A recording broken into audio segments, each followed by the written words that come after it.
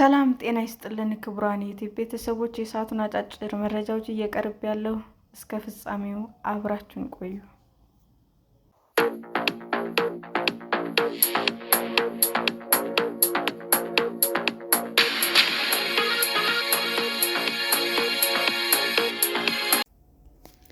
የኖቤል የሰላም ሽልማት ውሳኔ ትራምፕ የተመኙትን ያገኙ ይሆን? እንደ አውሮፓውያኑ ከ1901 ጀምሮ በየዓመቱ በሚስጥር ይሰባሰባሉ፣ ሲወያዩም ለማንም አያሳውቁም። ጋዜጠኞች የመጨረሻ ስብሰባቸውን እንዲያዩ አይፈቀዱም። ይህ ባህል እስካሁን ድረስ እንደቀጠለ ነው። የኖርዌይ የኖቤል ኮሚቴ አባላት የዓለማችን እጅግ የተከበረ ሽልማት ጠባቂዎች የኖቤል የሰላም ሽልማት ለማን እንደሰጡ ዓርብ ዕለት ይፋ ያደርጋሉ። ቢቢሲ ከኖርዌይ ብሔራዊ ብሮድካስቲንግ ጋር በመሆን የኮሚቴው አባላት ምርጫቸውን ለማድረግ በተሰበሰቡበት ወቅት የመመልከት ዕድል አግኝቷል። በሽልማቱ የ125 ዓመታት ታሪክ ውስጥ የመገናኛ ብዙኃን ሂደቱ ከመጋረጃ ጀርባ እንዲመለከቱ ሲፈቀድላቸው ይህ የመጀመሪያው ነው። አምስቱ አባላት እና ጸሐፊው ከመጀመሪያው የኖቤል ሽልማት ጀምሮ የሚገናኙ በመብራት በተንቆጠቆጡና በጥንታዊ የቤት ቁሳቁሶች በደረጃው የሶል የኖቤል ተቋም ኮሚቴ ክፍል ውስጥ ነው። የክፍሉ ግድግዳ እያንዳንዱ የሰላም ኖቤል ተሸላሚ ምስል ተሰቅሎበታል። መጨረሻ ላይ ደግሞ የዛ ዓመት አሸናፊ ፎቶግራፍ የሚሰቀልበት ቦታ ተትቶለታል። የዳይናማይት ፈጣሪና የሽልማቱ ጠባቂ የሆነው አልፍሬድ ኖቤል ምስል የተሰቀለበት ስር ኮሚቴው አሸናፊው ከመግለጽ 4 ቀናት ቀደም ብሎ ሰኞ ጠዋት ተሰብስበዋል። ቡና እና ጣፋጭ ነገሮችን ከቀማመሱ በኋላ ለወራት በምርጫ ሂደት ውስጥ ያለፈውን የሰላም ኖቤል ሽልማት እጩ ለመለየት ውይይታቸውን ይጀምራሉ።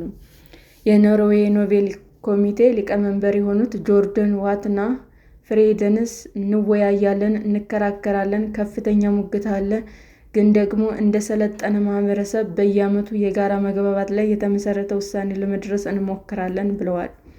እንደ አውሮፓውያን አቆጣጠር በ1995 ጀምሮ በኖቤል ኑዛዜ ላይ የተቀመጠውን የሽልማቱን መስፈርት ጮክ ብለው አነበቡ። በዜጎች መካከል ያለው ወንድማማችነት ለመጠበቅ፣ የጦር ሰራዊቶችን እርምጃ ለማስቀረት ወይም ለመቀነስ፣ ወይም የሰላም መስፋፋትን ለማካሄድ ወይም ለማበረታታት ከፍተኛ ጥረት ላደረጉ ሁሉ እንዲሰጥ ይላል የኑዛዜው ቃል። ከዚያ ጋዜጠኞች ወጥተው በሩ ተዘጋ። የውሳኔ ጊዜ ነውና እጩ ሆነው ከቀረቡት ሁሉ የአንድ ሰው ምስል ጎልቶ ይታያል፤ ዶናልድ ትራምፕ።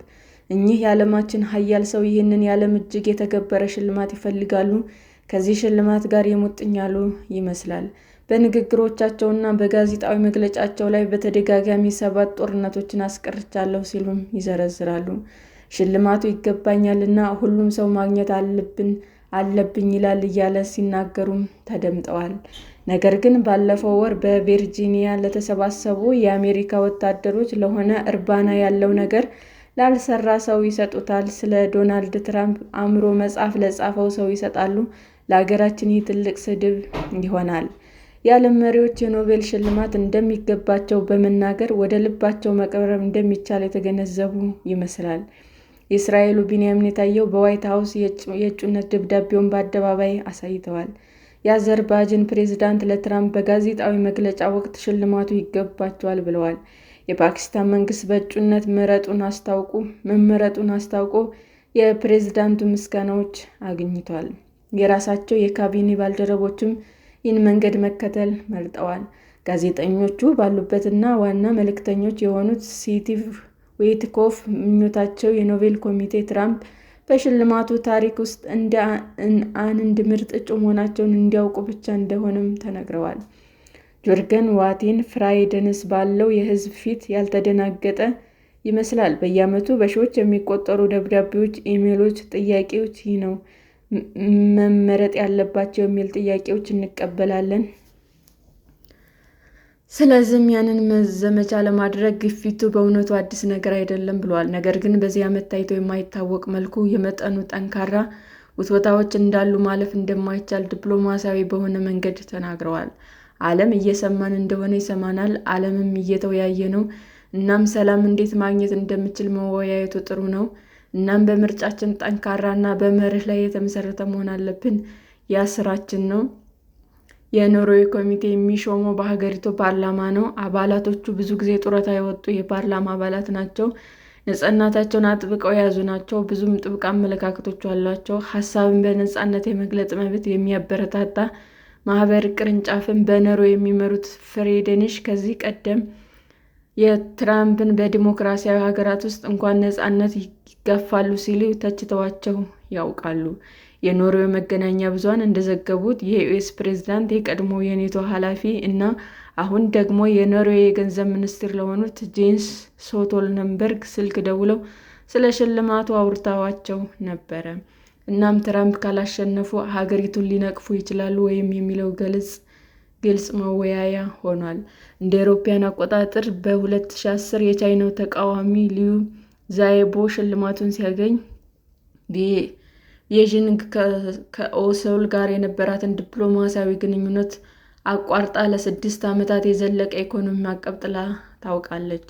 ስለዚህ የአሜሪካ ዋልታ ረገጥ ፕሬዝዳንት ሊያሸንፉ እንደሚችሉ መገመት ይቻላል። በእርግጥ ትራምፕ በአገር ውስጥና በውጭ ደጋፊዎች አሏቸው። ነገር ግን ስለ ሰላም የሚሰራው ፒው ዳይሬክተር ኒና ግሪገር የማሸነፍ ዕድሉም ትንሽ ነው ይላሉ። የትራምፕ አስተዳደር እንደ የዓለም ጤና ድርጅት እና የፓሪስ የአየር ንብረት ስምምነቶች ካሉ ከዓለም አቀፍ ተቋማት ራሱን አግልሏል። እናም ትራምፕ ግሪንላንድን ከዴንማርክ ለመውሰድ ያላቸው ፍላጎት ከተመለከተ ይህ ስለ ዓለም አቀፍ ትብብር አይናገርም። ለትራምፕ እንቅፋት የሚሆነው ሌላው በዚህ ዓመት ለሽልማት እጩ ሆነው የቀረቡት 338 እጩዎች ናቸው። የመጠቆሚያ ጊዜ በጥር ወር መጨረሻ ላይ የተዘጋ ሲሆን ይህም ኮሚቴው እንዲገመግም ጊዜ ለመስጠት ነው። ፕሬዝዳንቱ ወደ ቢሮ የተመለሱ በዚያ ወር ብቻ ነበረ። ነገር ግን ትራምፕ ሐሙስ ዕለት ያቀረቡትና እስራኤል እና ሐማስ በመጀመሪያው ምዕራፍ ላይ የተስማሙበት የጋዛ ሰላም እቅዳቸው እውን ከሆነና ከቀጠለ ግሬገር በሚቀጥለው ዓመት ተፎካካሪ ሊሆኑ ይችላሉ ብለው ያምናሉ። ያኔ ወደ እሱ አቅጣጫ ለመመልከት አስቸጋሪ ይመስለኛል ብለዋል። ይህ ሁሉ በሶል ዩኒቨርሲቲ በጦርነት በሰላምና በኖቤል ሽልማት ላይ በሚሰጠው ኮርስ ላይ ሰፊ ክርክር እንዲካሄድበት አድርጓል። ሁለተኛ ዲግሪውን እየተማረ የሚገኘው ታኖስ ፓሪስ በዩኒቨርሲቲው ቤተ-መጻሕፍት ውስጥ ከጓደኞቹ ጋር ተቀምጦ ስለ አሸናፊዎች ጋር የሚያያዝ የክብርና ትህትና አለ ብሏል።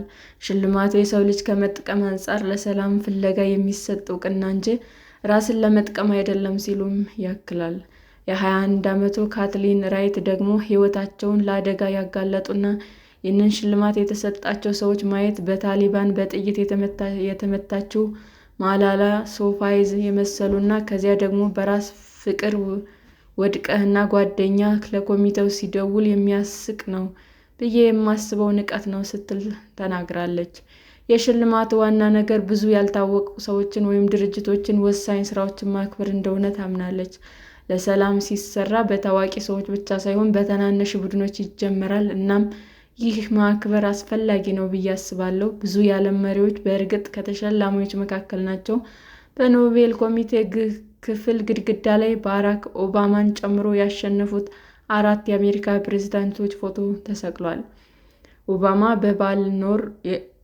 በባልኖር የኖቤል ሽልማት በ10 ሰከንድ ውስጥ ይሰጠኝ ነበር ሲሉ ፕሬዝዳንት ትራምፕ ቅሬታቸውን ገልጸው ያውቃሉ። እነዚያ ግድግዳዎች እንደ አውሮፓውያን አቆጣጠር ከ1901 ጀምሮ ተሸላሚዎች ስላለፉባቸው ብዙ ጉዳዮች ይመሰክራሉ። ጦርነቶች፣ አፓርታይድ፣ የኒውክሌር ጦር መሳሪያዎች፣ የአየር ንብረት ለውጥ። ዘንድሮ ከዋይት ሀውስ በሚደረገው ዘመቻ በተወሰነ ደረጃ ሊደበዝዝ ይችላል። ነገር ግን ዶናልድ ትራምፕ ከዚያ የኮሚቴው በር ጀርባ ምን እንደተፈጠረ፣ ማን እንደመረጡና ማን እንደተቃወመ ለማወቅ ከፈለጉ ችግር ይገጥማቸዋል። ሰነዶች ለ50 ዓመታት በሚስጥር ተይዘው ይቆያሉ። ሰላም ጤና ይስጥልን ውድ የዩቲዩብ ቤተሰቦቼ እንዴት ናችሁ? አዲስ ጀማሪ ነኝና ሰብስክራይብ ያደረጋችሁ አበረታቱኝ። አመሰግናለሁ። ክቡራን የዩቲዩብ አድማጮቻችን ለሰዓቱ ያቀረብኩላችሁ አጫጭር መረጃዎች ይህንን ይመስል ነበር። በሌላ መረጃ እስክንገናኝ ሼር፣ ላይክ፣ ሰብስክራይብ እንዲሁም ቢቀርብልን የምትሉት መረጃ ካለ ኮመንት እያደረጋችሁ ቸር ቆዩን።